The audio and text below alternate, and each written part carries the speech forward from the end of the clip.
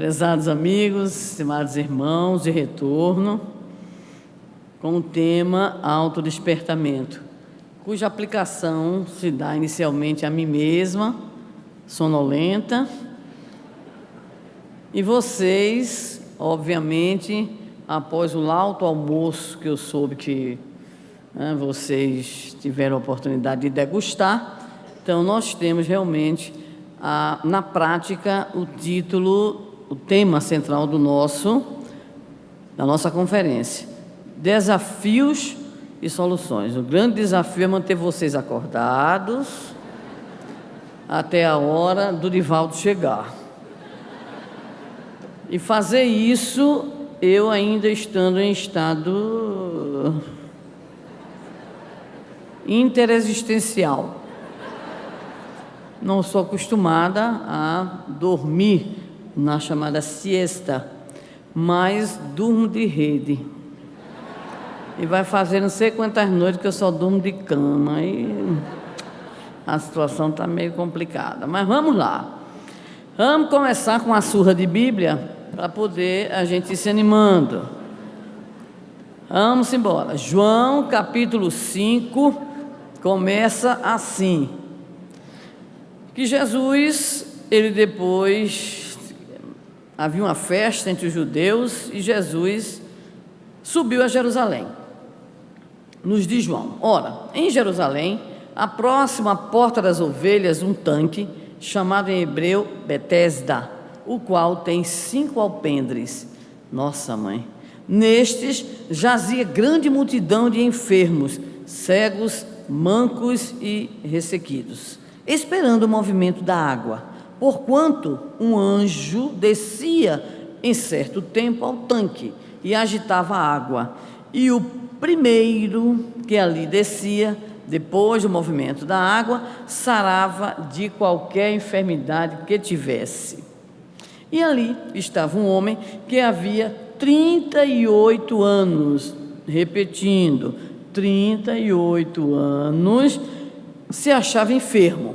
Jesus, vendo este homem deitado e sabendo que estava neste estado há muito tempo, disse-lhe: queres ficar curado?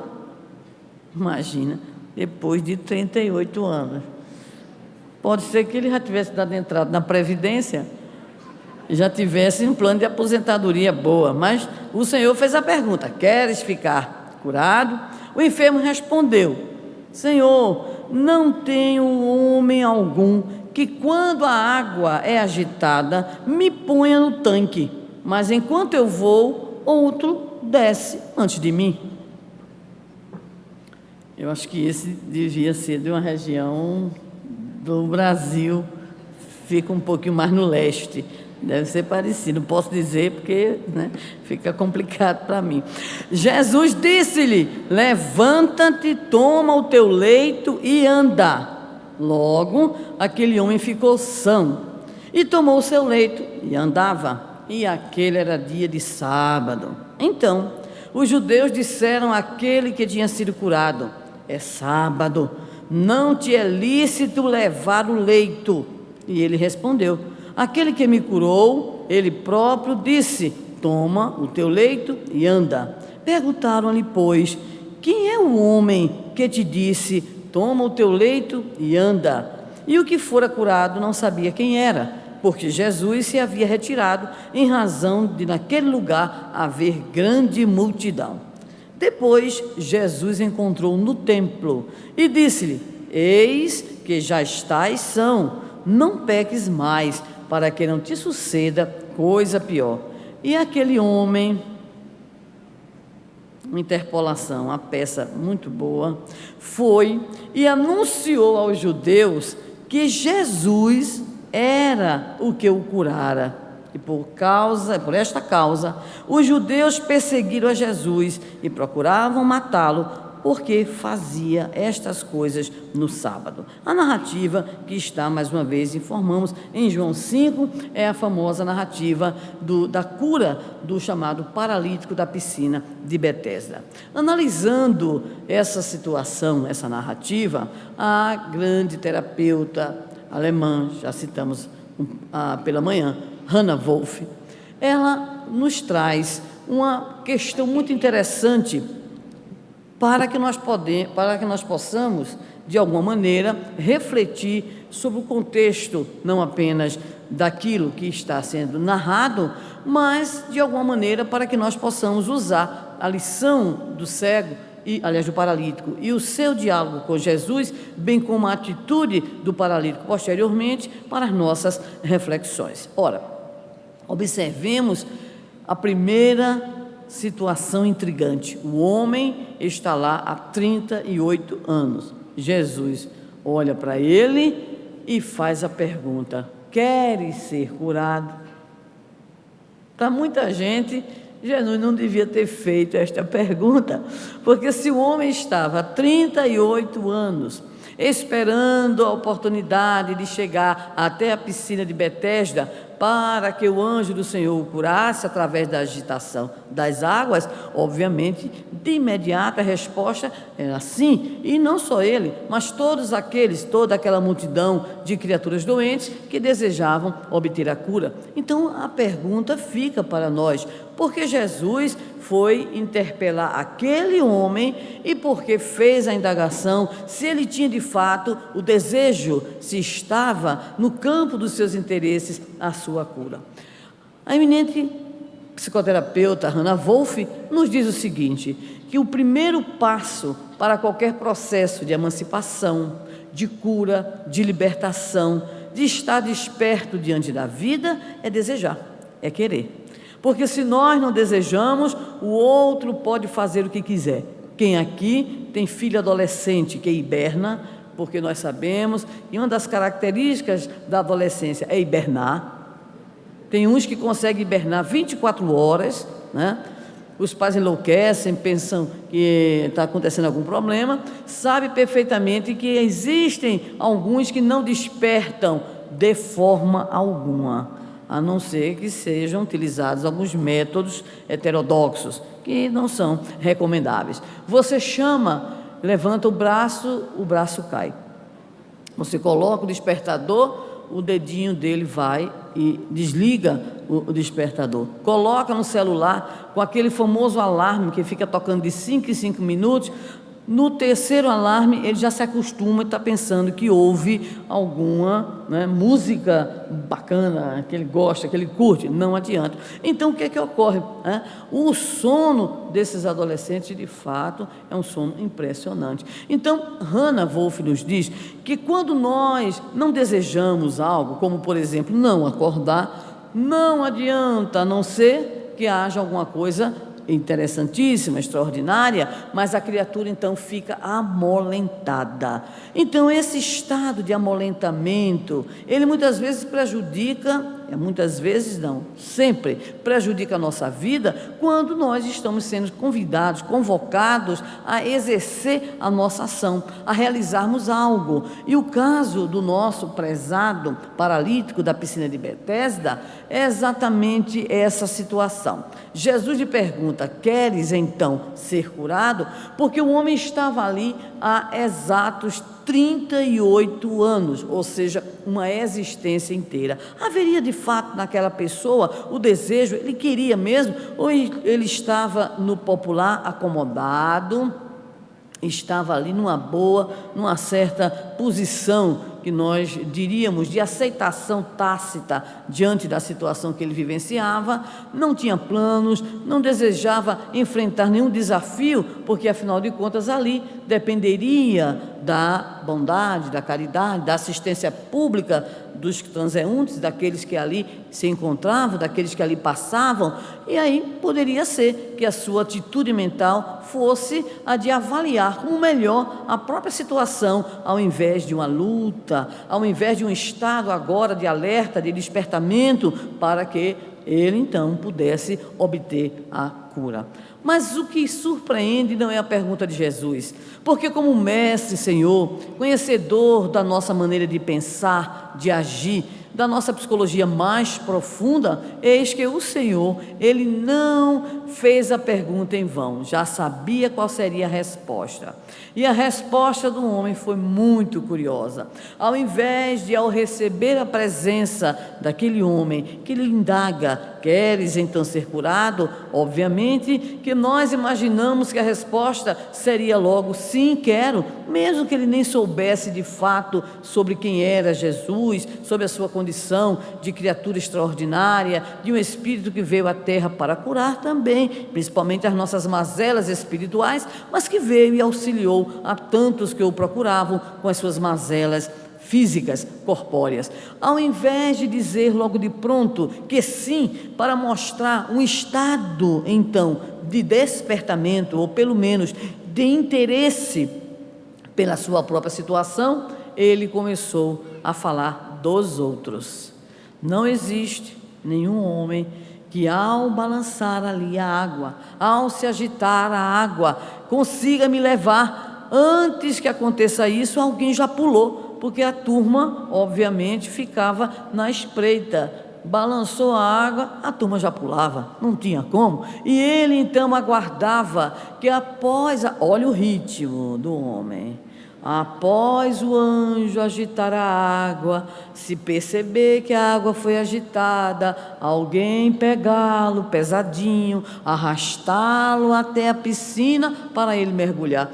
Isso é Olimpíada ao contrário, porque ao invés da rapidez é aquela lentidão, e imediatamente a sua resposta não é em relação à sua intencionalidade, mas é em relação à postura dos outros, como se a culpa dele estar ali há 38 anos fosse a culpa dos outros, ou fosse culpa dos outros, que os outros não teriam ajudado, não desejassem ajudá-lo a fim de que ele obtivesse a cura. Nesse instante, nós observamos com Hannah Wolff que, além dessa atitude mental que ele tem, ele guardará também uma outra atitude estranha, no mínimo ingênua, para não usarmos outra expressão. Jesus diz para ele: toma aí do teu leito, levanta-te e anda. Pelo menos nessa hora ele obedeceu, né? Pelo menos isso, obedeceu e saiu de fato carregando o seu leito.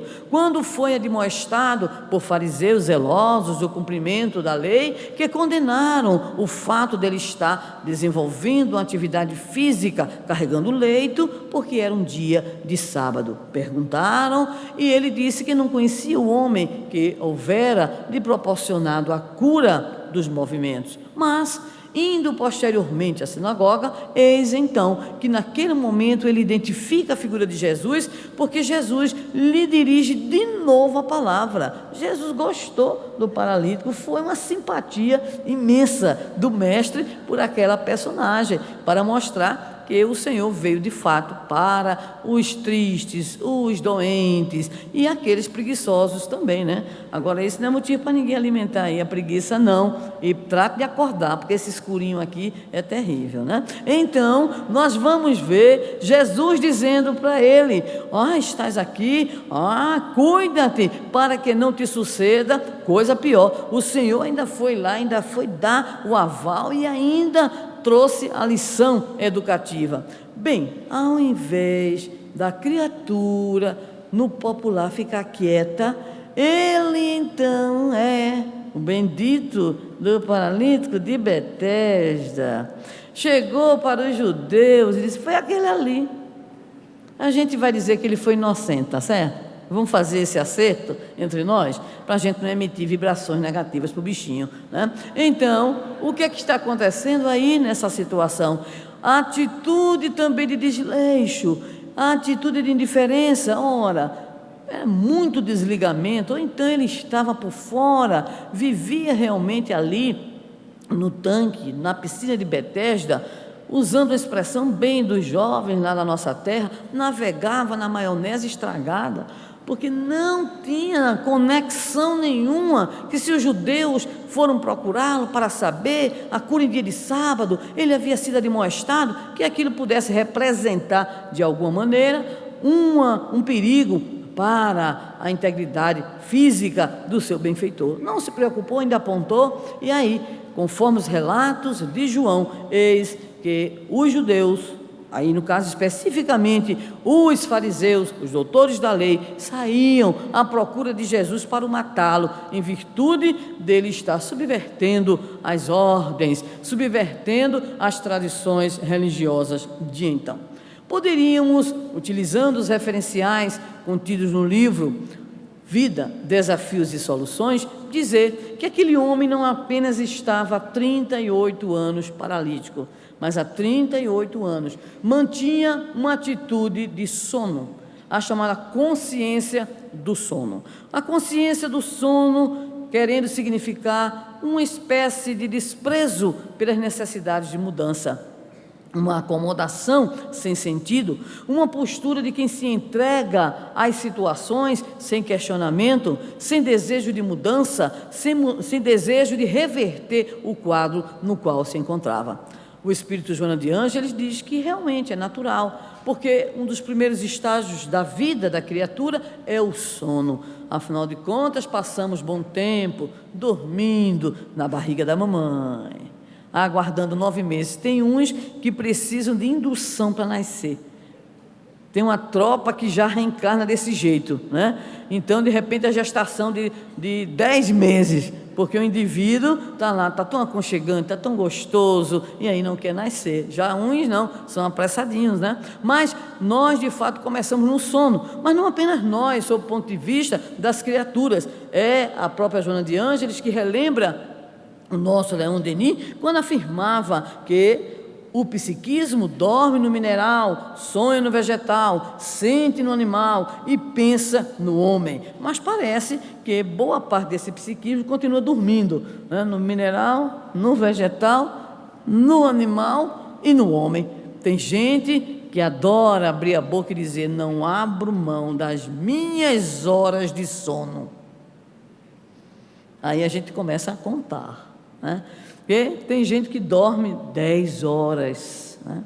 Tem uns que dizem assim: olha, são sagradas as minhas 8 horas de sono.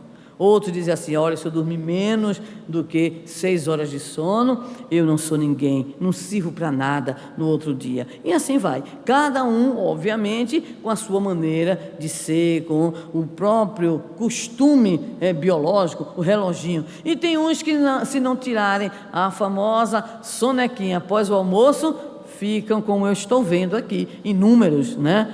No popular, pegando piaba. Pegando piaba é um termo nordestino para aquela pessoa que faz de conta que está olhando, os olhos vão ficando semicerrados, cerram-se os olhos e a pessoa capota.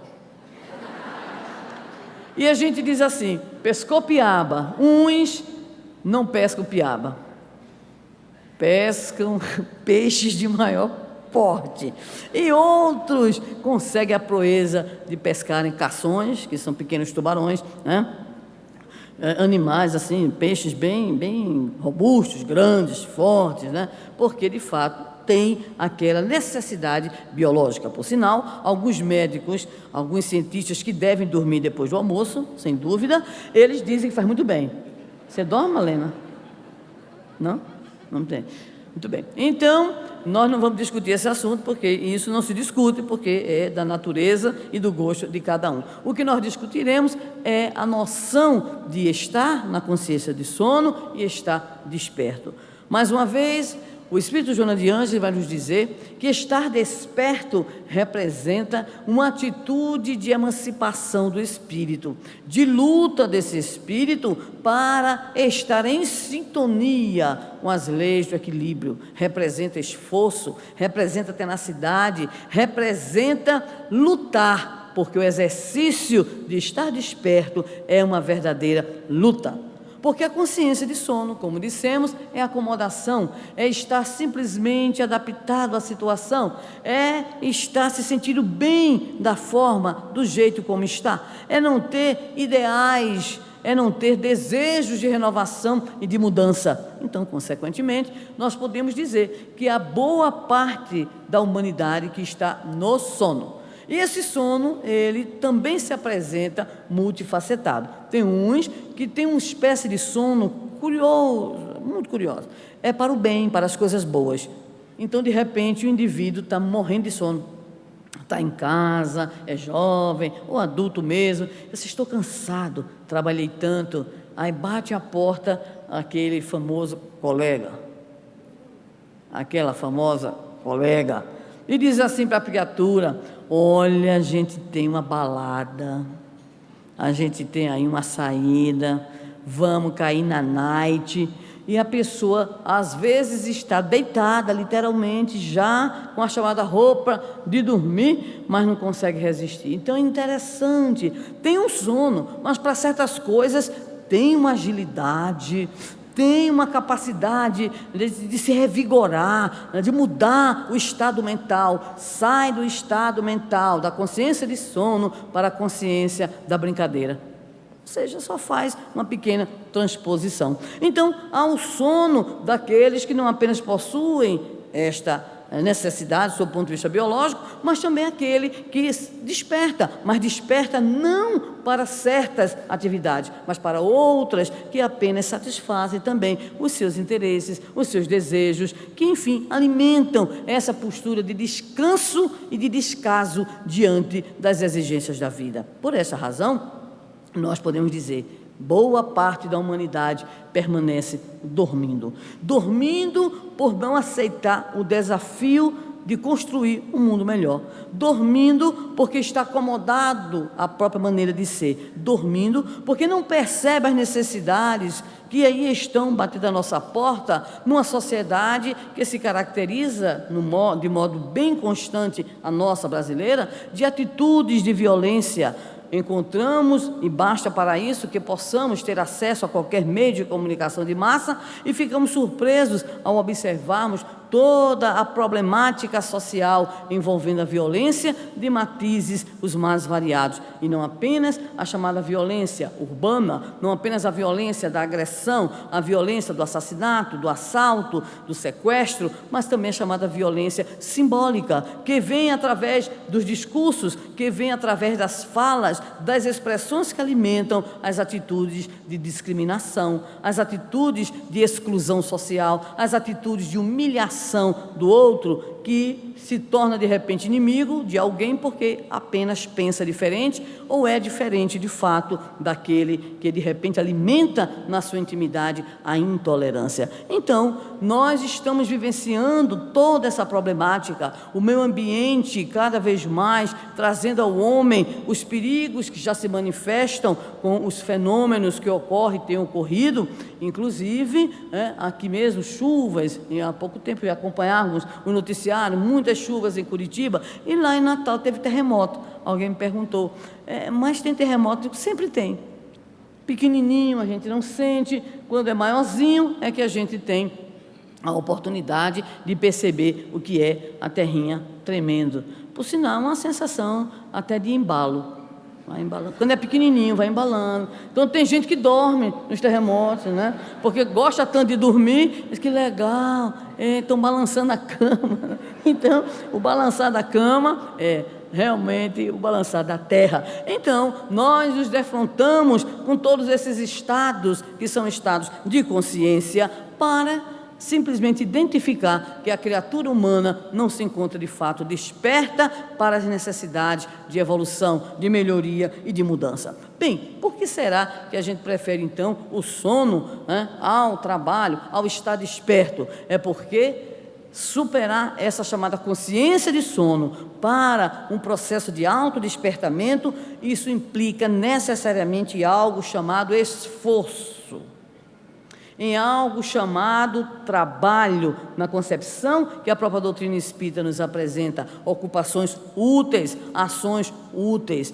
Envolve principalmente uma necessidade que nós identificamos de perceber onde nós temos que concentrar o nosso esforço de superação. Ora, se a grande parte da humanidade está sonolenta, porque se compraz nessa condição evolutiva, nesse patamar de vibrações, nessa postura de assimilação das viciações, de manifestação dos seus equívocos e imperfeições, então a necessidade de acordar e de se esforçar, passa a ser encarada pelo outro como algo extremamente complicado, algo difícil, algo exigente, algo que vai nos tirar no popular da nossa condição, da nossa situação, da nossa acomodação. Mas para isso existem algumas coisas importantes. Esse esforço, ele tem que primeiramente ser entendido, compreendido como necessário. Se nós não conseguimos entender sobre a necessidade dessa mudança, se nós não conseguimos identificar em nós próprios essa possibilidade e essa necessidade de mudança, então a tendência será sempre a nossa acomodação. Ou então, termos aquilo que poderemos denominar de ações espasmódicas. Então a gente tem um espasmo para fazer uma coisa boa, daqui a pouco a gente se acomoda de novo. A gente vai, parece eletrocardiograma, vai, não, vou fazer aqui um bem, aí faz bem, mal, bem, mal, bem. Então parece uma sinfonia que não é de amor, obviamente, é uma sinfonia que atesta, como André Luiz coloca, a nossa ausência de perseverança no bem. O Espírito Emmanuel tem uma mensagem chamada Cristão no Mundo, que é muito interessante. Diz que quando muitas vezes a criatura, ela se sente chamada, ela percebe o chamamento para a sua mudança de atitude, ela vai naquele impulso natural próprio, daquele espírito que quer fazer a diferença, então ela vai, então começa a sua transformação. Aí todo mundo no entorno diz, pronto, agora deu, agora deu. Ou seja, a criatura começa a receber a crítica, o apodo, o desestímulo e, quando não, a cobrança. Tem que virar santo da noite para o dia, porque se não tiver essa atitude, então é como se não valesse a pena o seu esforço no sentido da conquista. Emmanuel diz então, pela mediunidade de Chico Xavier, que muitos são aqueles que até vislumbram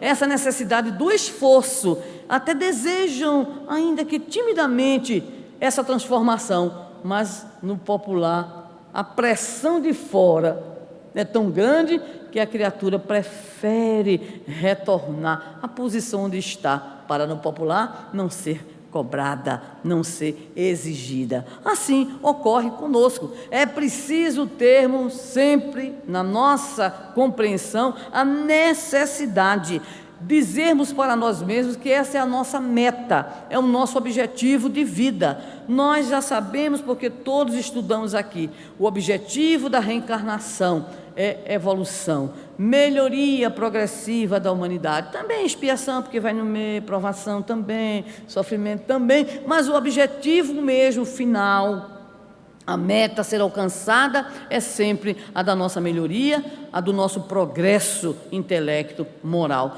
Então, se nós colocamos aquela meta lá na frente a nos guiar como algo que nós temos que perseguir, ainda que para isso nós tenhamos avanços e às vezes recuos, nós muitas vezes também teremos as chamadas quedas do caminho, mas se nós tomarmos a meta como aquilo que deve ser perseguido, a nossa atitude passa a ser diferenciada no campo dessa situação, desse binômio, estar na consciência do sono ou buscar o despertamento para as realizações no bem, que no nosso caso são urgentes. Notícias do plano espiritual para nós têm vindo inúmeras através de diversas fontes, mostrando exatamente o controle universal do ensino dos espíritos. Está difícil reencarnar.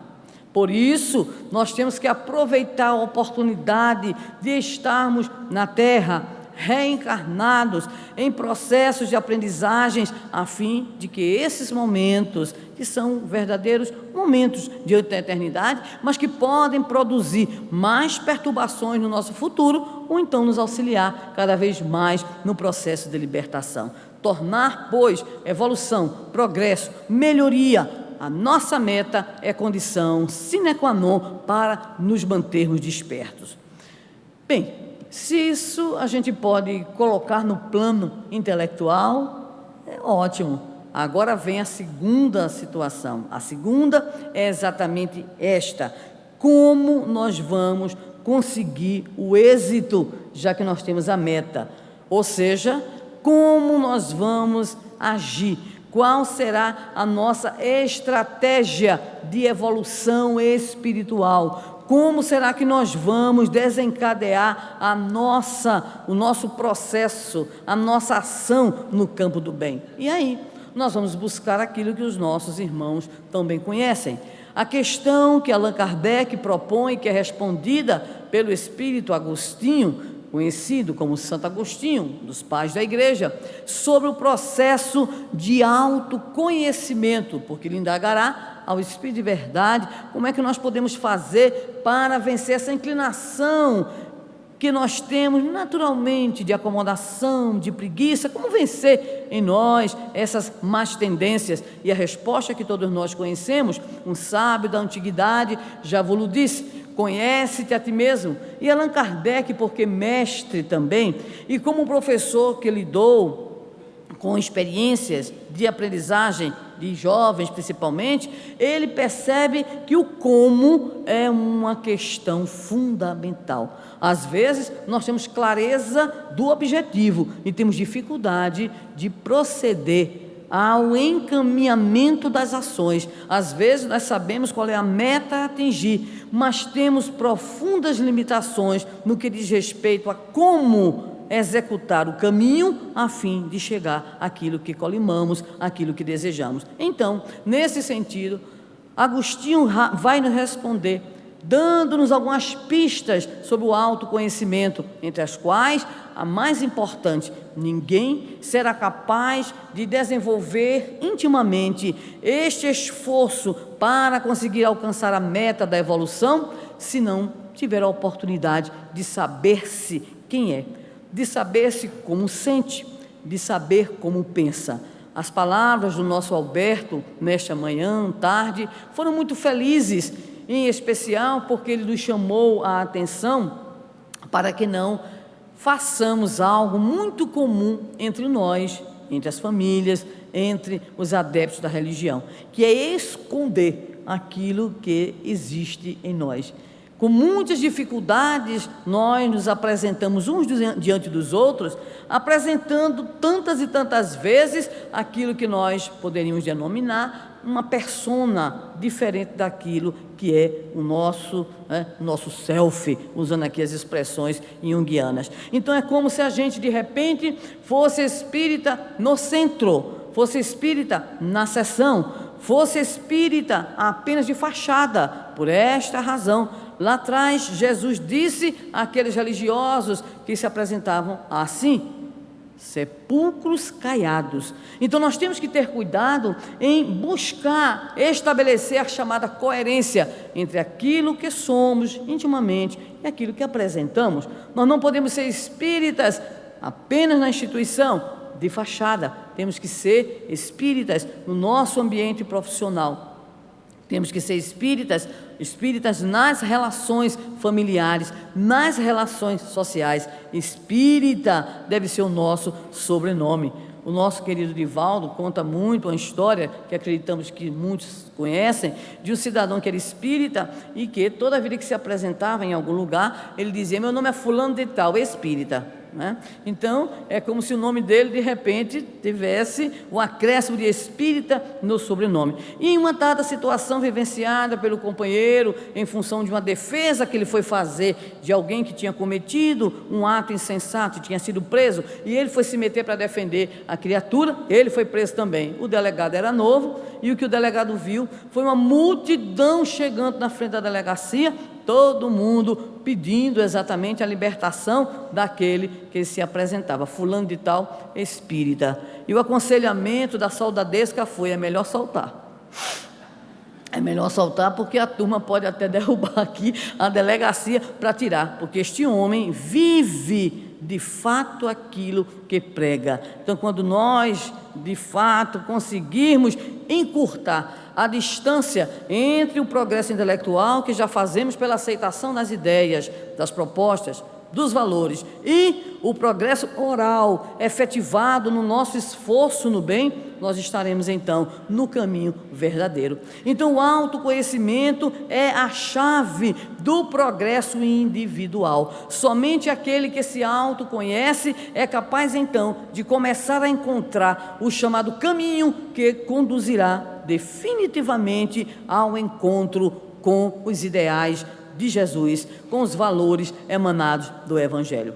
E ainda dentro dessa perspectiva de que estratégias poderemos lançar mão, além do autoconhecimento, existe algo que poderíamos denominar, ainda utilizando as expressões de Joana de Ângeles, nós poderíamos elaborar, cada um de nós, uma espécie de programa de atividade, um programa de ações, um planejamento daquilo que deveremos executar para que o processo de educação moral não seja uma palavra vã. Nesse sentido, recordamos ainda Jesus, que nos oferece algumas indicações de modo bem sucinto para que nós nos preocupemos com esse processo. Em certo momento, no seu contato com a multidão e com os discípulos, ele asseveraria: observai, vigiai, orai.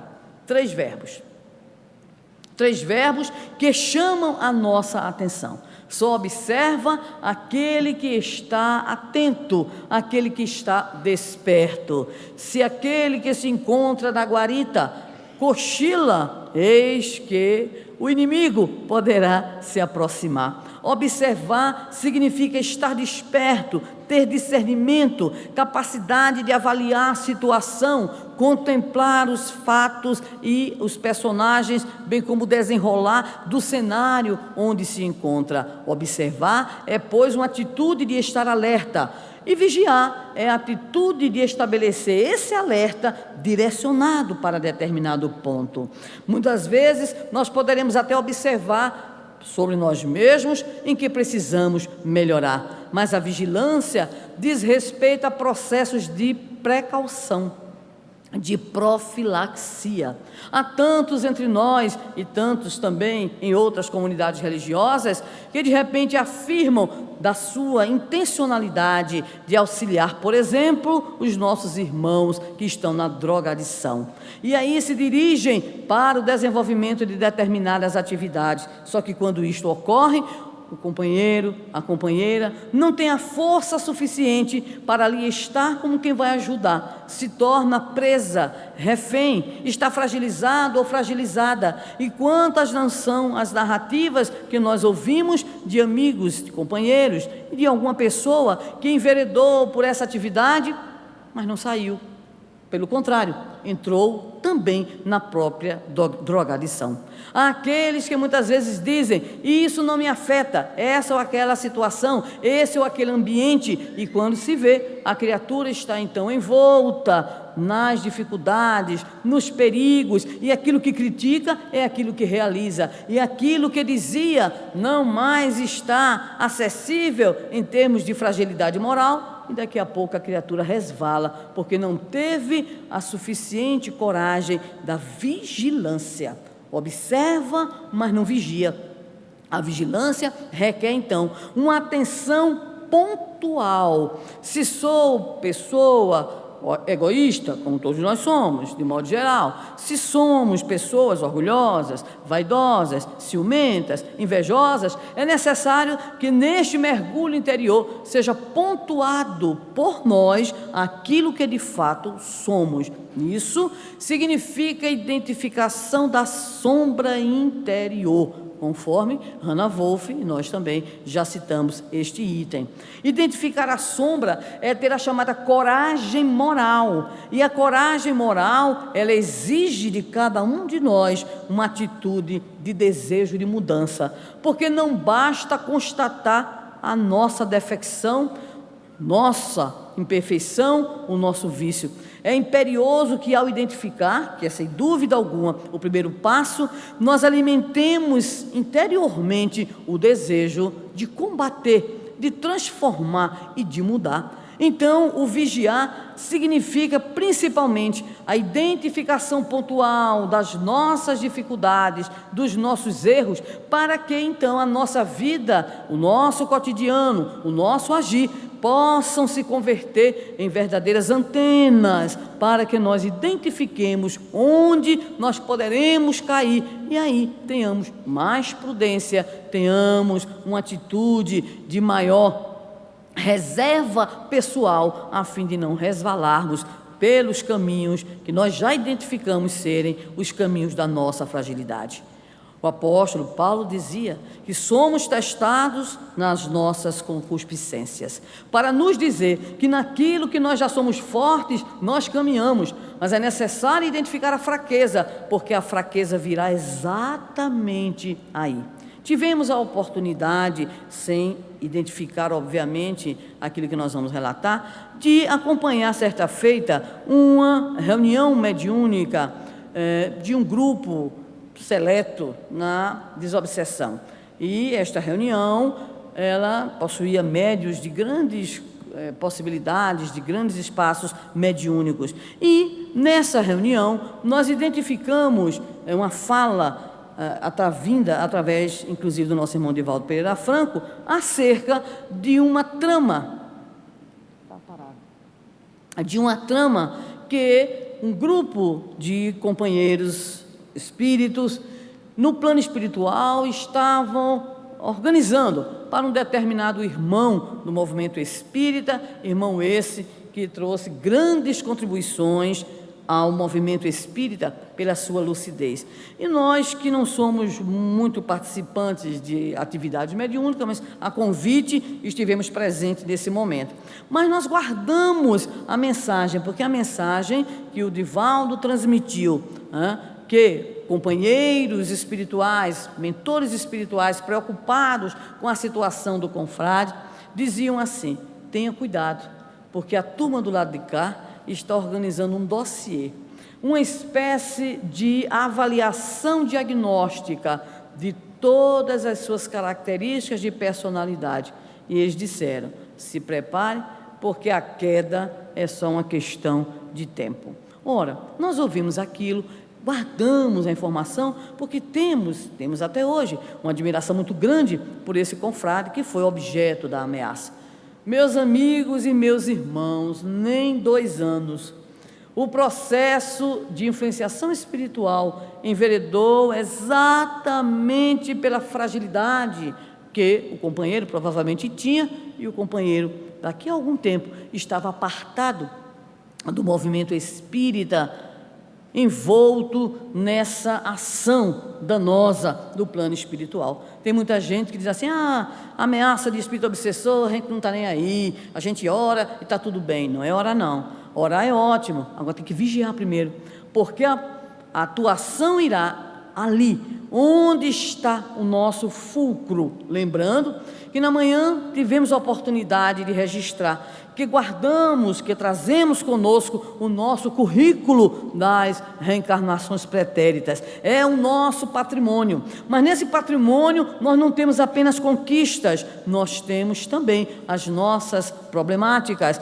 as nossas fragilidades, os nossos problemas, e por esta razão, quando Jesus nos conclama a observar e a vigiar, Ele está nos alertando sobre a fragilidade nossa, sobre o ponto no qual seremos atingidos, testando então a nossa própria vontade, testando o nosso esforço. Mas aí vem, para completar, a oração. Não a oração simples, não a oração mecânica, não a oração gestual, mas a oração profunda, a oração que se reveste por parte daquele que ora de uma atitude de seriedade, de serenidade, de entrega e também de súplica. Nesse sentido, há uma outra passagem do Evangelho que nos ajudará bastante também a refletir em torno do despertamento próprio. A passagem está numa parábola narrada por Jesus, conhecida por todos nós, que é a famosa parábola do fariseu e do publicano. 2 homens, narra o Senhor, subiram ao templo para orar. Eis que um era um publicano e o outro era um fariseu. O publicano, envergonhado, porque não era muito bem quisto, era cobrador de impostos, era o famoso leão, né, que nós todos conhecemos aqui. E aquele outro fariseu, obviamente, tinha uma autoestima tão elevada que não estava nem aí, se achava o máximo mesmo, e entrou, né? Entrou, foi lá mais próximo ao templo, e aí percebeu a presença do publicano. E aí então ocorre o que Jesus vai nos narrar. O fariseu, olhando para o publicano e olhando para o templo, vai orar dizendo assim: graças te dou, Senhor, porque eu não sou como esse publicano. Olhando o outro, de novo o outro, e não ele próprio. Mas em relação a ele próprio, ele vai logo estabelecendo na sua oração com o Senhor as suas condições. No popular começou a se mostrar. E disse assim: ele jejuava, ele fazia isso, ele fazia aquilo. Ou seja, já foi dizendo ao Senhor: Senhor, se o Senhor não tem minha ficha aí em cima, por favor, é só abrir e a minha ficha, olha, está limpa, né? Eu cumpro tudo aquilo que a lei pede. Mas a narrativa continua, e o Senhor diz que o publicano, batendo no próprio peito, identificando a sua própria sombra, a sua própria dificuldade, as suas limitações, dizia, sem nem sequer conseguir chegar mais próximo ao templo ali, no altar, sem nem sequer conseguir, de fato, ter aquele encontro direto com o seu Senhor, e aí então bate no peito dizendo: Senhor, tem piedade de mim, que sou um pecador.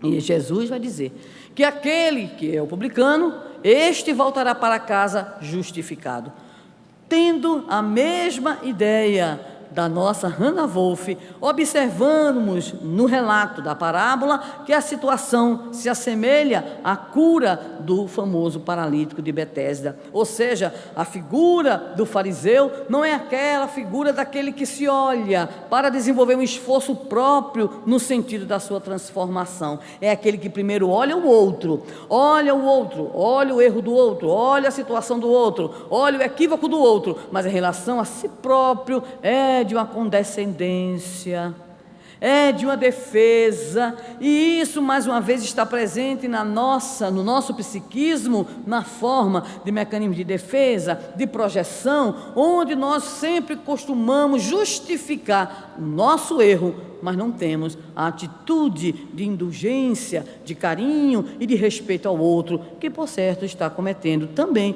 um erro em relação a nós ou a outro, movido pelas mesmas dificuldades que nós também apresentamos. Assim, o que nós vemos é a necessidade de despertar o outro, de acusar o outro, de evidenciar o erro do outro. E aí a canção que nós conhecemos na evangelização infantil, que os evangelizadores devem conhecer, que quando nós apontamos o nosso dedo para o vizinho, temos 3 apontados para nós. Então o processo é esse, é necessário mergulhar nessa grande viagem que Agostinho nos apresenta como a necessidade de encontrarmos a chave que abrirá a porta do nosso esforço, e esta porta vai nos apresentar também um caminho florido, um caminho que trará para nós a alegria das conquistas espirituais. Joana de Ângeles chama a atenção para algo muito interessante, é que nessa dificuldade que nós temos do autodespertamento, muitas vezes nós procuramos o outro agora para ser a nossa referência, e ela, muito antenada com tudo que acontece no mundo, nos fala dos famosos gurus. Então tem muita gente que quer ter guru, né? E tem muita gente que busca o guru, e tem gente que busca o chamado, a chamada bengala, né? Sob o ponto de vista de ser alguém que se apoie em todas as ilustres denominações religiosas, da vênia, os nossos irmãos, até entre nós também. Então, de repente, nós temos aquela pessoa que entroniza, que endeusa, mitifica, e aquela criatura que está ali na luta, que está ali no exercício, que está ali no esforço, ela de repente é erguida à condição de criatura seráfica, angelical, concorrendo, quem sabe, com o próprio Jesus. Na oportunidade em que comemoramos o centenário de nascimento de Chico Xavier, temos observado muitas vezes essas atitudes. A atitude de mitificar, ela é interessante, sabe por quê? Porque o mito está longe. Se o mito está longe, a gente não pode fazer o que o mito faz. E nós temos que exercer uma postura não apenas de reconhecimento, mas uma postura de aplicação daquilo que entendemos que é a exemplificação do outro para nós, para a nossa vivência. Então, se nós mitificamos, não só a figura de Chico, tem outros mitos também já bastante consolidados no movimento espírita, isso significa que aquele que assim olha para o irmão está olhando de uma forma que não é fraterna, é a forma de endeusamento, é a forma de dizer que o outro é diferente em natureza, que o outro faz aquilo que ele não pode fazer. E aí nós escorregamos numa situação muito difícil, porque estamos então projetando no outro aquilo que nós queremos ser, mas dizendo que o outro tem as condições de excelência que nós não temos. Nesse momento, nós nos acomodamos. Então, nós somos convidados, com todo carinho, nós dizemos isso, porque também temos um encanto com a figura de Chico Xavier, mas nos preocupa, muitas vezes, o que temos escutado, o que temos visto, essa tentativa de beatificação, santificação, canonização, porque isso significa que nós não trazemos para nós aquilo que é o mais importante, que é onde, em que momento da vida dele, que lições aprendo com a lição do outro para aplicar a mim mesmo. Aí está a grande homenagem que, sem dúvida alguma, todos poderemos fazer a Chico Xavier e a tantos outros que aprendemos a amar e a admirar, em que podemos também atuar, agir. Que lições aprendemos com aquele outro companheiro, para que nós possamos interiormente nos decidirmos nas nossas metas de realizações. Estamos a pronunciar essas considerações também porque ouvimos muitos companheiros dizerem assim: ai, saí da casa espírita, não aguento a casa espírita, não aguentei os espíritas. E aí, o que foi que houve?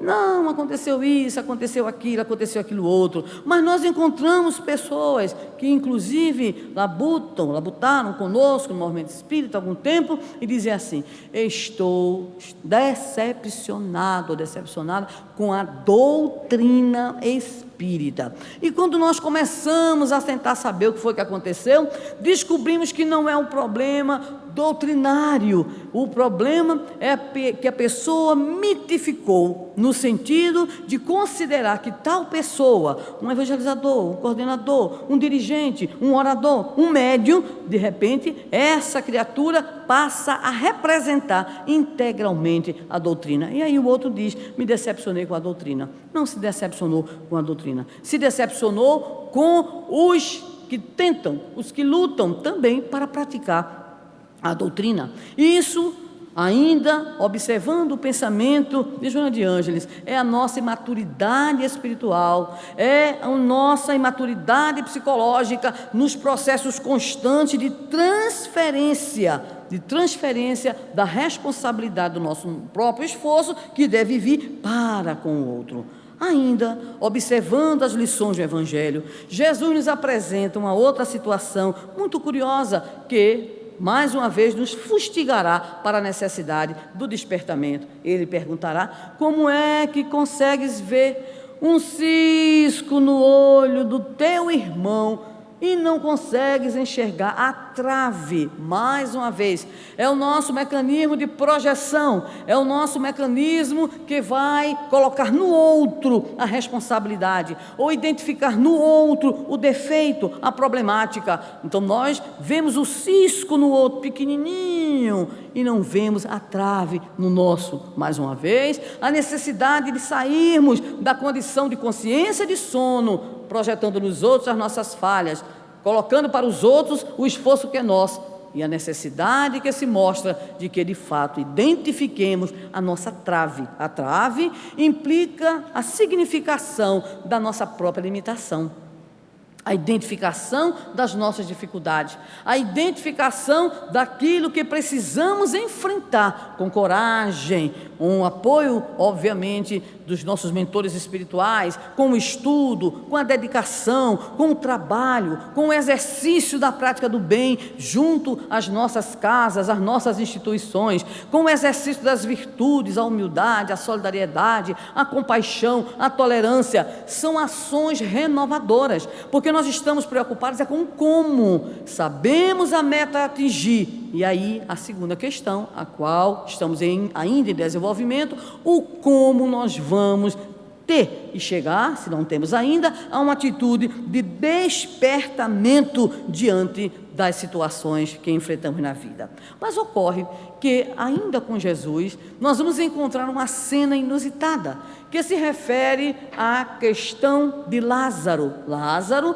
irmão de Maria e Marta, estava naquele estado considerado pela multidão e pelas próprias irmãs de morto. E aí então, quando Jesus, passando por Betânia, tem a informação, afinal de contas, ele era amigo daqueles irmãos, aqueles queridos irmãos de Betânia. Ele é informado de que Lázaro havia se despedido, e as suas irmãs dizem que se ele, o mestre, ali estivesse, de forma alguma Lázaro estaria morto. Ocorre então que o Senhor, e esta narrativa ela é muito curiosa, segundo a narrativa do Evangelho, Jesus chorou. Até hoje eu fico perguntando por que foi que Jesus chorou, né? Tem uma razão. Eu vou ler do lado de lá, se Deus quiser, a versão completa, né? Mas Jesus chorou. Penso, talvez, na minha limitação, que Jesus chorou pela nossa própria limitação e fragilidade, porque ele diria logo em seguida: mas ele não está morto, ele apenas dorme. Então ele chama Lázaro, Lázaro, e entendemos por aquilo que vai ocorrer posteriormente, que também aquela situação era uma situação pedagógica, de ensino, para que aqueles que viram a situação, nós outros que sabemos, através das narrativas, possamos estar sempre atentos, porque Lázaro não estava na consciência do sono não, já estava desperto para o Senhor, mas aconteceu um momento, ainda que este momento tenha sido tão prolongado, um momento de imobilismo.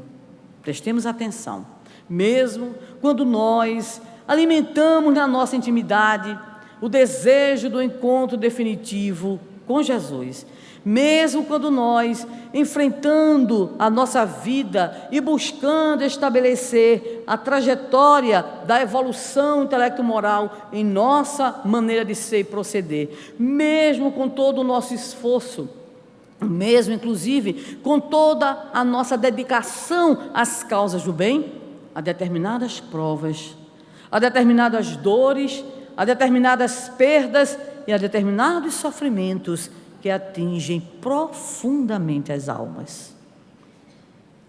Não são apenas as chamadas almas frágeis, não são apenas as almas adormecidas, não são apenas aquelas criaturas que de repente podem não apresentar uma folha de serviço, por exemplo, tão grande ao bem, ou uma lista de virtudes. Às vezes, nós somos tocados na nossa fragilidade, e nós temos encontrado entre nós, inclusive no próprio movimento espírita, aqueles companheiros que possuem uma folha de serviço profundamente invejável, se pudesse existir uma inveja cristã. E essas criaturas enfrentam às vezes sofrimentos acerbos, decepções extraordinárias que pesam no chamado ânimo do trabalho e da atividade. Por isso, ainda que tenhamos em nós a certeza do nosso esforço, ainda que tenhamos em nós essa meta de atingirmos a nossa plenitude, continuemos também exercitando a vigilância constante, porque muitas vezes, de onde menos esperamos, chega a crítica ácida, a palavra que é maldita, maldita e maldita, nos dois sentidos, né? Encontramos às vezes o companheiro que deserta do trabalho, o familiar que não nos compreende, que nos fere na intimidade. Ouvíamos, e é por essa razão que estamos a colocar para que não haja interpretações. Essa nossa fala diz respeito ao contato com uma irmã nossa do nosso estado, que dizia-nos recentemente, por ocasião de uma visita a uma casa espírita, do seu sofrimento de mãe dedicada, que educou todos os filhos na doutrina espírita, que tem uma folha de serviço longa, larga e de qualidade, mas a intolerância religiosa das próprias filhas e filhos a faz sofrer profundamente, chegando ao ponto dela nos colocar a título de confidência, de apoio, de amizade, que sentia-se enfraquecida após mais de 40 anos de dedicação à causa espírita, ferida pelos próprios familiares, pelos próprios filhos, que costumam dizer-lhe que ela, infelizmente, está condenada à fogueira dos infernos por ser espírita. Então é necessário que nós lembremos a lição de Lázaro, que não estava na consciência do sono, mas que teve este momento e o Senhor chorou em solidariedade, a dor profunda, chorou em solidariedade, a dor das irmãs e resgatou: Lázaro, acorda, vem.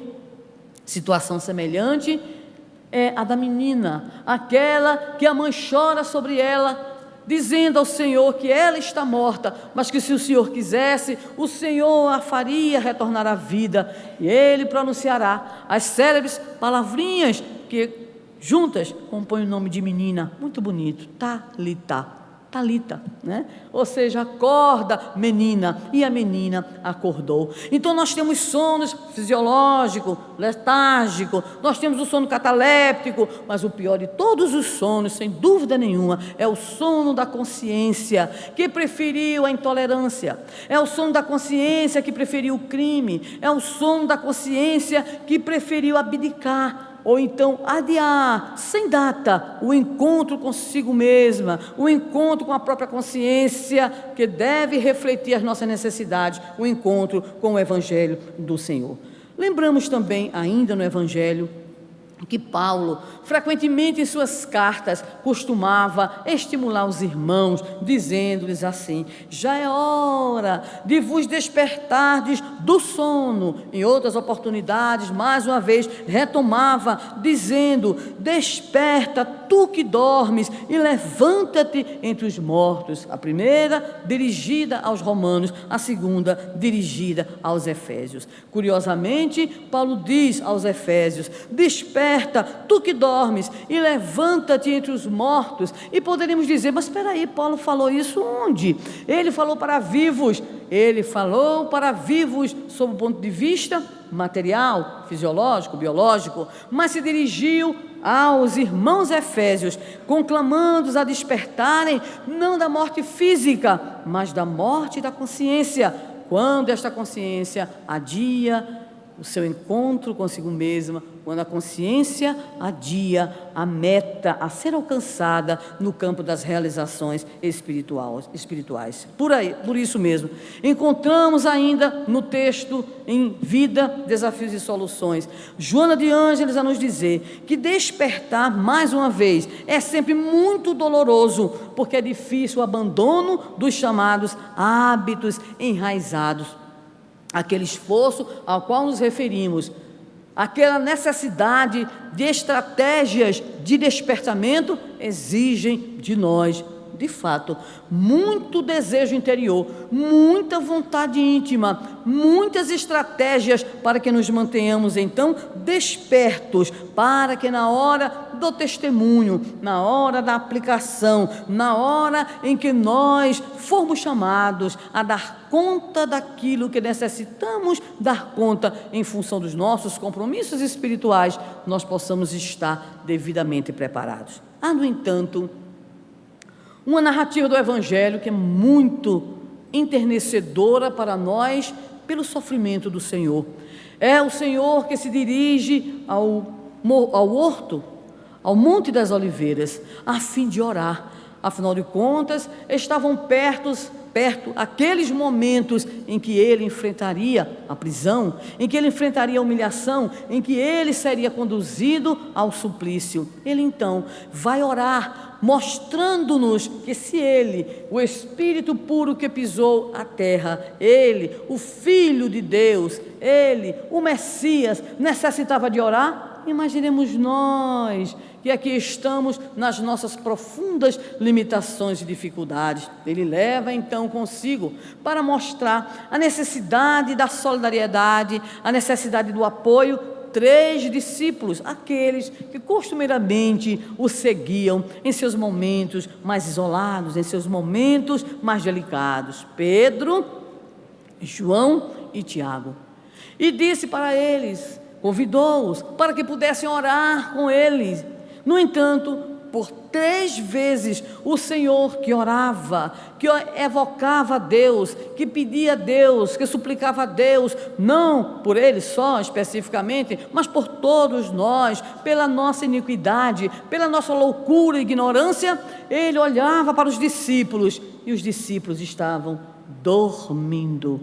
Não era só o sono fisiológico, porque o Evangelho não nos traz apenas as lições exatas, lineares. É preciso entender que naquele momento o sono dos próprios discípulos do Senhor, os 3 que a gente diria, os queridinhos, os chamados pelo Senhor para acompanharem mais diretamente alguns de seus momentos e situações, foram exatamente aqueles que adormeceram. E no último momento Jesus apenas lhes diz: agora é tarde. Também a lição do Monte das Oliveiras representa algo sobre o qual todos precisamos meditar, pensar, refletir. É o momento da solidão. Ninguém gosta de solidão. Todos nascemos para amar e ser amados, para viver em sociedade. Temos na base biológica o instinto gregário, temos a necessidade social de estarmos juntos, nos amamos, nos completamos uns com os outros, mas há um momento que é o momento da solidão, em que de repente todos estão até junto a nós, fisicamente falando, mas nós estamos solitários no testemunho que precisamos dar. É o momento da dor que a gente não tem nem coragem de socializar com o outro. É o momento da perda que a gente sofre, e por mais que a gente procure dizer, por mais que a gente procure exteriorizar, a gente ainda assim está solitário. Este momento de solidão é o momento de Jesus no horto, é o momento em que, mesmo tendo ao lado os companheiros queridos, aqueles que dariam continuidade à sua luta, aqueles que compartilhavam o ideal da construção de um mundo melhor pela divulgação da Boa Nova, ainda assim o Senhor estava sozinho na sua oração. Por esta razão, identificamos a necessidade do autodespertamento.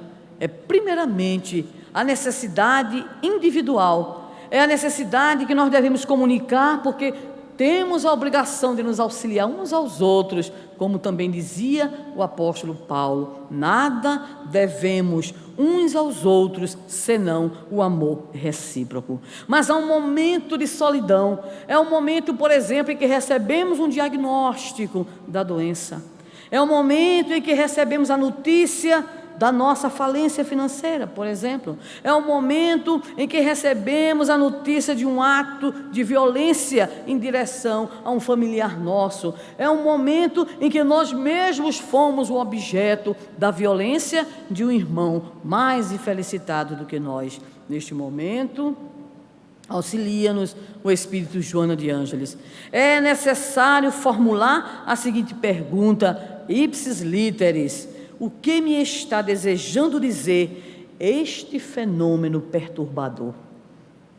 É uma narrativa do nosso irmão Divaldo, que ouvimos em uma de suas múltiplas e esclarecedoras palestras, de um homem que estava apresentando sintomas de algo muito grave no seu campo físico, encontrando-se nos Estados Unidos, procurou um médico, e naquela objetividade, né, dos médicos, o médico olhou para ele e disse: o senhor tem um câncer de estômago, e o senhor tem que se operar urgentemente, o seu tempo de vida será muito pouco.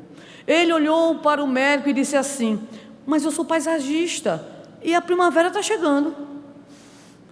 O médico olhou para ele, deve ter dito: esse devia operar outra coisa, né?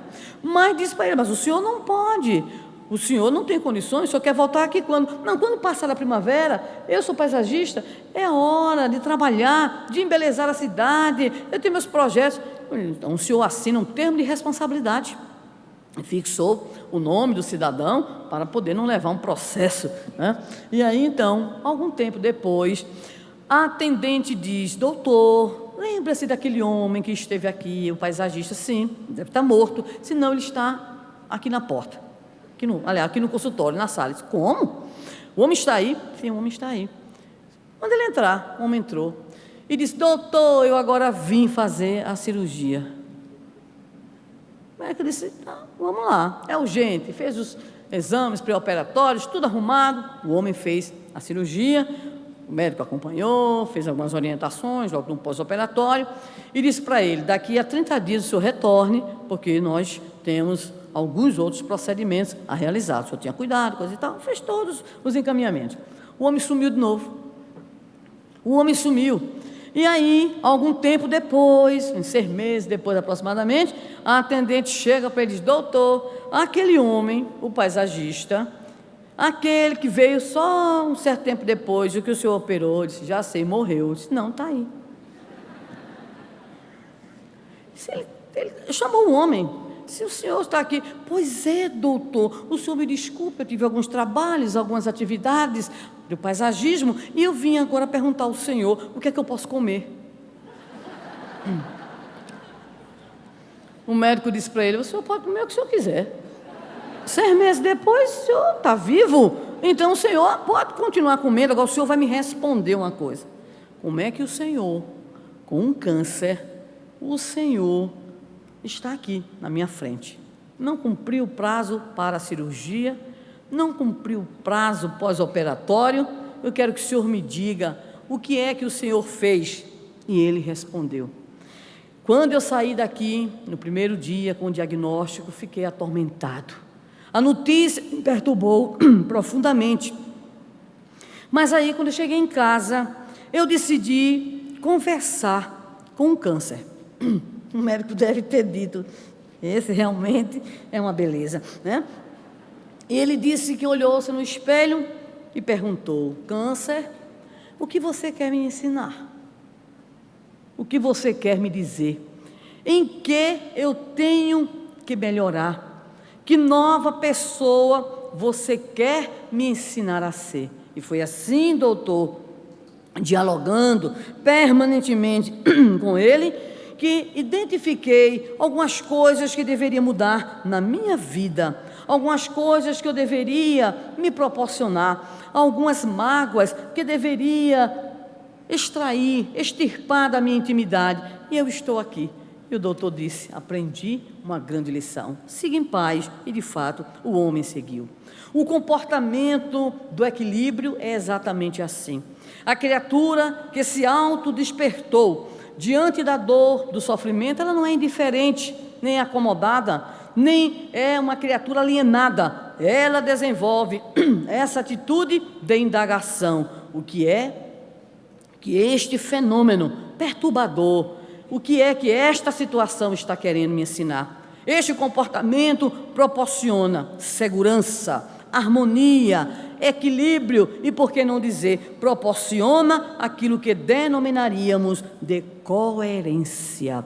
A criatura que atinge, pois, a esta capacidade, a esta condição de equilíbrio, é alguém que conseguiu não apenas identificar o que já fez, não apenas identificar a sua sombra, mas alguém que também conseguiu perceber a luz que tem para desenvolver o futuro, os ideais e as metas. É alguém que, mesmo estando com os pés encharcados no chão, na lama, consegue contemplar as estrelas que coruscam no zimbório, a fim de proceder esta revolução interior, a qual Leon Tolstói denominava de revolução da alma, para atingir então o equilíbrio, para atingir então a identificação das suas próprias necessidades, para refazer os caminhos, para identificar os equívocos e, principalmente, para identificar as possibilidades de acertos, conduzindo a sua vida, o seu processo de amadurecimento psicológico e de transformação íntima, com equilíbrio, com alegria, sem punições, sem complexos, enfim, olhando como quem contempla de fato as possibilidades que o futuro apresenta. É necessário assim, queridos e estimados irmãos, encontrarmos-nos com as chamadas leis do equilíbrio no campo moral e no campo emocional. E essas leis representam a capacidade de medirmos os valores adequados à nossa própria paz interior e à nossa necessidade de prosseguir evoluindo. O esforço para o equilíbrio é o caminho eficaz da autorrealização. O mecanismo do autodespertamento é o trabalho, é a ação no bem, é a revisão dos nossos equívocos, é a busca de ações que possam representar na nossa experiência a aprendizagem da lei divina ou natural, a única que nos conduzirá à felicidade verdadeira.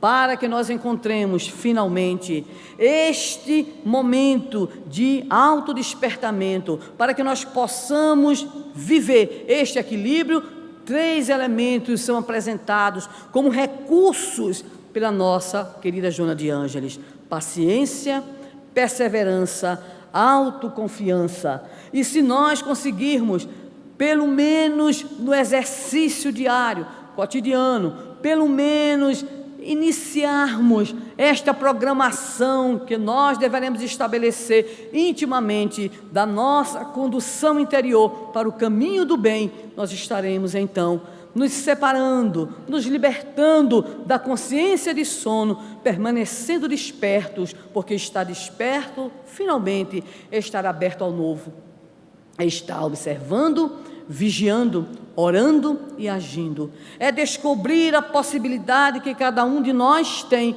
de operar na própria intimidade o projeto divino em relação a cada um de nós. Por esta razão, quando nos sentirmos fragilizados, quando estivermos sentindo em nossa intimidade ainda perdurarem esses estados perturbadores, esta consciência de sono, ergamos as nossas mentes e corações e em súplica ao Senhor possamos dizer: Senhor, quando te quero dizer em prece todas as necessidades da minha vida, o verbo emuxece e cala na terra de meu coração, como flores fanadas pelo vento cortante do inverno.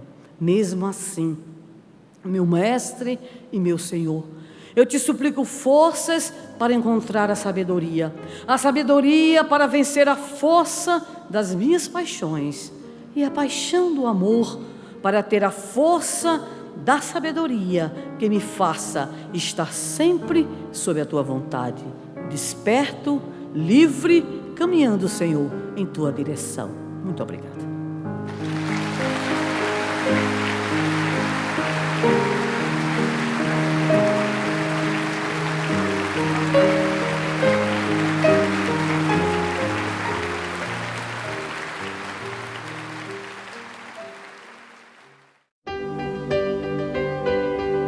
A Federação Espírita do Paraná apresentou a 12ª Conferência Estadual Espírita, que abordou o tema Vida, Desafios e Soluções. Obrigado a todos.